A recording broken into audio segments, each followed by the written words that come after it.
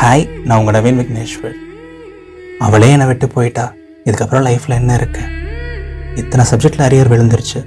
இதுக்கப்புறம் நான் எங்கே கிளியர் பண்ணி எப்படி நான் ஒரு வேலை வாங்க போகிறேன்? லைஃப் அவ்வளோதான். எங்கள் அப்பா அம்மாவே என்னை புரிஞ்சுக்கல. இதுக்கப்புறம் லைஃப்பை வாழ்ந்து நான் என்ன பண்ண போகிறேன்? லைஃப் அவ்வளோதான். நம்மள நிறையா பேர் இப்படி ஒரு சினாரியோவில் இருந்திருப்போம், ஆர் இப்படி ஒரு டயலாக் சொல்லியிருப்போம். ஏதாவது ஒரு விஷயம் பெருசாக நடந்திருக்கும், ரிலேஷன்ஷிப்லேயோ, ஃப்ரெண்ட்ஷிப்லேயோ, இல்லை கரியர்லேயோ, இல்லை ஹெல்த் வைஸோ. அதோட லைஃப் முடிஞ்சு போச்சு, அதோட லைஃப் அவ்வளோதான், இதுக்கு மேலே எதுவும் மாற போகிறதில்ல, இதுக்கு மேலே எதுவும் மாறாது, என் லைஃப்பில் இனிமேல் எந்த ஹாப்பினஸும் இருக்காது அப்படின்னு சொல்லிட்டு ரொம்ப வாழ்க்கையவே வெறுத்து சேட் ஸ்டேட்டஸ் போட்டு எல்லாருக்கிட்டேயும் புலம்பி அப்படி ஒரு ஃபேஸில் நாம் இருப்போம். அப்படி ஒரு ஃபேஸில் நாம் இருந்திருக்கலாம், அது இப்போ கூட அப்படி ஒரு ஃபேஸில் நம்ம கோத்ரூ பண்ணிகிட்ருக்கலாம். பட் உண்மையிலேயே ஒரு விஷயம் ஒழுங்காக போல, ஒரு விஷயம் இப்படி தப்பாக நடந்துருச்சு, ஒரு விஷயம் பெரிய ஃப்ளாப் ஆகிடுச்சு அப்படின்னா அதோட லைஃப் ஓவரா? இல்லை அதையும் தாண்டி லைஃப்பில் குட் திங்ஸ் நமக்கு நடக்குமா? அதையும் தாண்டி லைஃப்பை நாம் ஹெல்த்தியாக ஹாப்பியாக லீட் பண்ண முடியுமா? இந்த வாரம் இந்த அழகான டாபிக் தான் நம்ம பேச போகிறோம். பட் டாபிக்குள்ளே போகிறதுக்கு முன்னாடி நீங்கள் லிசன் பண்ணிருக்க ஆப்பில் இன்னும் இதயத்தின் குரலுக்கு ரேட்டிங் கொடுக்கல அப்படின்னா கண்டிப்பாக ஒரு 5 ஸ்டார் ரேட்டிங் கொடுங்க. நிறைய பேர் பெட்டராக ரேட் பண்ணால் என்னோடய பாட்காஸ்ட்டோட ரேங்கிங்ஸ் இம்ப்ரூவ் ஆகும் அண்ட் நான் போடுற எஃபர்ட்ஸ் இன்னும் நிறைய பேருக்கு போய் சேரும். ஸோ ப்ளீஸ் இந்த எபிசோட் முடிஞ்ச உடனே கண்டிப்பாக ரேட் பண்ணுங்கள். அண்ட் வாங்க இன்றைக்கான டாபிக்குள்ளே போவோம். லைஃப் இதோட முடிஞ்சுதா இல்லையா?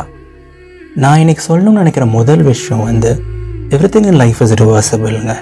Everything is reversible. எல்லாத்தையுமே சரி பண்ணலாம். எந்த ஒரு பொருளாக இருந்தாலும் அது முதல் இருந்த நிலைக்கு கொண்டு வர முடியும். என்னவாக இருந்தாலும் சரி, எவ்வளோ பெரிய பெயினாக இருந்தாலும் சரி, சரிங்களா? என்ன சில விஷயங்கள் டக்குன்னு ரிவர்ஸ் ஆயிரும். சில சின்ன சின்ன ஃபெயிலியர்ஸ் இருக்குது, சின்ன சின்ன வழிகள் இருக்குது அப்படின்னா அதை நம்ம ஈஸியாக ரிவர்ஸ் பண்ணிடலாம். சீக்கிரமாக அது முன்னாடி இருந்த நிலைக்கு கொண்டு வந்துடலாம். பட் சில விஷயங்களுக்கு ஒரு 3 மாதம் ஆகலாம், 6 மாதம் ஆகலாம், 2-3 வருஷங்கள் கூட ஆகலாம். ஒரு லவ் ஃபெயிலியரோ இல்லை கரியரில் பெரிய ஃப்ளாப் ஆகிருக்கு அப்படிங்கும்போது it good take time. But அவ்வளோதானே தவிர கண்டிப்பாக அதோட லைஃப் முடிஞ்சு போச்சு நான் சொல்ல மாட்டேன். I repeat, everything in life is reversible. இதுக்கு நாம் பெருசாக எதுவும் பண்ணணும்லாம் அவசியம் இல்லைங்க. பேசிக்ஸை ஒழுங்காக பண்ணாலே போதும். ஹார்ட் ஒர்க் பண்ணணும், மறுபடியும் செல்ஃப் பிலீஃப் வச்சுக்கணும், நம்மளால் முடியும்னு சொல்லிட்டு நம்பணும், நிறைய டைம் கொடுக்கணும். அண்ட் கண்டிப்பாக நம்ம நம்பி மோஸ்ட் இம்பார்ட்டன்ட்லி நம்ம ஜென்யூனாக இருந்தோம் அப்படின்னா கண்டிப்பாக அந்த சுச்சுவேஷன் மாறும்.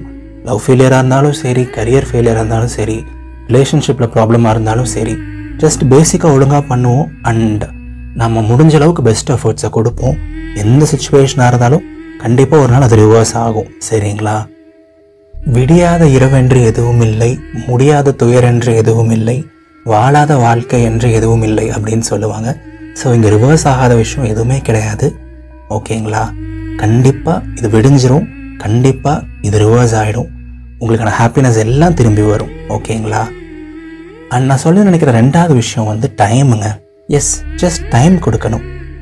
உங்கள் லைஃப் போன வருஷம் எப்படி இருந்துச்சுன்னு யோசிச்சு பாருங்களேன்.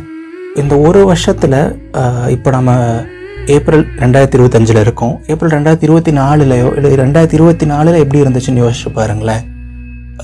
நாம் இவங்கெல்லாம் நம்ம கூடயே இருந்திருப்பாங்கன்னு நினச்சிருப்போம், அவங்களாம் நம்மளை விட்டு போயிருப்பாங்க.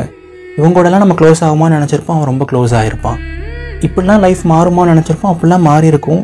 எதிர்பாராத விதமான ட்விஸ்ட்ஸ் அண்ட் டர்ன்ஸ், நல்லது கெட்டதுன்னு சொல்லிட்டு நிறையா விஷயங்கள் மாறி மாறி நடந்துகிட்டே தான் இருக்கும். இதெல்லாமே டைமோட மேஜிக்குங்க. Time will heal everything and time ரொம்ப மேஜிக்கல். ஸோ இப்போ நீங்கள் ரொம்ப ஹோப்லெஸ்ஸான ஒரு சுச்சுவேஷனில் இருக்கீங்க.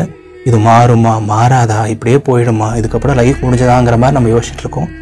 பட் ஒன்றுமே பண்ணாமல் ஜஸ்ட் இதுக்கு ஒரு 1 இயர் நம்ம கொடுக்குறோம் அப்படின்னா 2026 ஏப்ரலில் லைஃப் எப்படி வேணால் இருக்கலாம். நாம் இதை ரொம்ப பெருசாக நினச்சிட்டு இருக்கோம். பட் இதுக்கு முன்னாடி நம்ம ரொம்ப பெருசாக நினச்ச நிறைய விஷயங்களே நம்ம கடந்து வந்திருக்குமே. இதோட லைஃப் முடிஞ்சிருச்சுன்னு நம்ம நினச்சிட்டு இருக்கோம். பட் இதுக்கு முன்னாடி லைஃப் முடிஞ்சதுன்னு நினச்சப்போ நிறைய டைம் நம்ம அதையும் தாண்டி முன்னாடி வந்தோமே. அது எல்லாத்துக்கும் எது ஹெல்ப் பண்ணுச்சு? டைம் தாங்க ஹெல்ப் பண்ணுச்சு. டைம் தான் ஹெல்ப் பண்ணுச்சு. அஃப்கோர்ஸ் ஒரு சில பேசிக்ஸை ஒழுங்காக பண்ணணும், கரெக்டான டைரெக்ஷனில் போகணும், எஃபர்ட்ஸ் கொஞ்சம் போடணும். But time is very very magical and அது நிறைய அற்புதமான விஷயங்கள் பண்ணுங்க, ஓகேங்களா? ஒருத்தன் ரொம்ப ரகர்டாக இருக்கான், ரொம்ப எல்லாத்துக்கிட்டையும் எரிஞ்சு விழறான் அப்படின்னா அவனை கல் நெஞ்சக்காரன் அப்படின்னு சொல்லுவாங்க. கல்லை ஒரு விஷயம் ஸ்ட்ராங்காக இருக்கிறதுக்கு கல்லை ஊமையாக பயன்படுத்துவாங்க. கல் என்ன ஆனாலும் அப்படியே தான் இருக்கும். அப்படின்னு சொல்லுவாங்க. பட் எறும்பு ஊற கல்லும் தேயும் அப்படின்னு சொல்லுவாங்க. ஒரு எறும்பு போச்சு அப்படின்னா காலம் ஆக ஆக நிறைய எறும்புகள் அந்த கல் மேலே நடக்கும்போது அந்த கல் கூட உருவம் மாறும்னு சொல்லுவாங்க. ஸோ டைம் இருந்தால் போதுங்க. இப்போ நீங்கள் உங்களுக்கு கொடுக்குற டைம் போதும். இந்த சுச்சுவேஷன்லேருந்து நீங்கள் வெளில வருவீங்க. எந்த சுச்சுவேஷன்லேருந்தும் நீங்கள் வெளியே வருவீங்க. சரியா? முடிகிற அளவுக்கு முயற்சி பண்ணுவோம். முடியலைன்னா பயிற்சி பண்ணுவோம். நிறையா ப்ராக்டிஸ் பண்ணிட்டு மறுபடியும் கம்பேக் கொடுப்போம். நம்மளாலேயே கம்பேக் கொடுக்க முடியாது. நம்மளாம் கம்பேக் கிங் ஆச்சு. அது எனக்கும் மறந்துடாதீங்க. அண்ட் எல்லோரும் எப்போவும் ஹாப்பியாக இருங்க, சிரிச்சுட்டே இருங்க, உங்களுக்கு மனசுக்கு பிடிச்ச விஷயத்தை பண்ணிகிட்டே இருங்க. அண்ட் எப்போவுமே முழு மனசாக நம்புங்க. வாழ்க்கை ரொம்ப ரொம்ப அழகானது. இது நவீன் விக்னேஸ்வரன் இதயத்தின் குரல். மறக்காமல் நீங்கள் லிசன் பண்ணுற ஆப்பில் இதயத்தின் குரலுக்கு ஒரு 5 ஸ்டார் ரேட்டிங் கொடுங்க. உங்கள் ஃப்ரெண்ட்ஸ்க்கும் ஷேர் பண்ணி சப்போர்ட் பண்ணுங்கள்.